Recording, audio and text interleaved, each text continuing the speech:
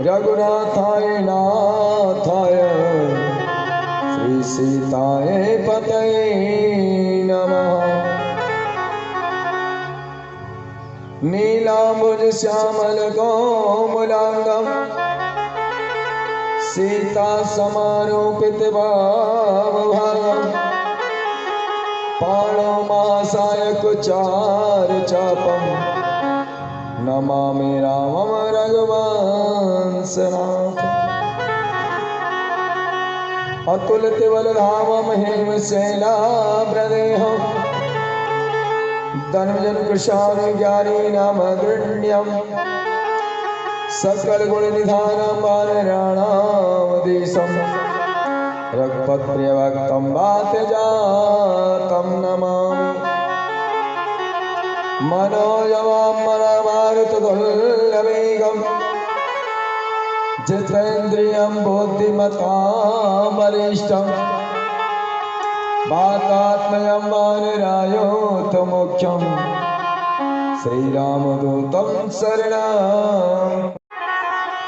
श्री राधे मेरी स्वामिनी और मैं राधे जुगोदास जन्म जन्म मोहि दीजियो श्री वृंदावन को वास। वृंदावन वानिक बनो भ्रमर करे गुंजार दुल्हन प्यारी राधिका श्री दूल्हे नंद कुमार। सब द्वारन को छोड़ के मैं आयो तेरे द्वार। हे वृषभान की लाडले निक मेरी ओर निहार। को कवि वर्णन कर सके श्री रमन रीत को मूल जाके कण कण में छिपी श्री युगल चरण की धूल। श्री राधे मेरी मात है और पिता मेरे घनश्याम इन दोनों के चरण में मेरी बारंबार प्रणाम। मेरी बारंबार प्रणाम। मेरी बारंबार प्रणाम। अखंड ब्रह्मांड नायक भगवान रामचंद्र के चरणों में मेरा व्यासपीठ से सादे प्रणाम। माता पार्वती बाबा भोलेनाथ के चरणों में मेरा व्यासपीठ से सादे प्रणाम। बाबा तुलसीदास मम गुरुदेव भगवान के चरणों में मेरा व्यासपीठ से सादे प्रणाम। हनुमान जी महाराज के चरणों में मेरा व्यासपीठ से सादे प्रणाम। मेरे ग्राम देवता, स्थान देवता, वास्तु देवता, समस्त देवी देवताओं के चरणों में मेरा व्यासपीठ से सादे प्रणाम। यहाँ पधारे हुए संत समाज, ब्राह्मण समाज एवं अखंड सौभाग्यवती माता बहने, ध्रुव प्रहलाद के चरित्रों पर चलने वाले छोटे छोटे नन्हे मुन्ने बच्चे, समस्त भक्त समाज के चरणों में मेरे व्यासपीठ से सादे प्रणाम। एक बार प्रेम से बोले जय जय सीता। आज कथा का अष्टम दिवस है और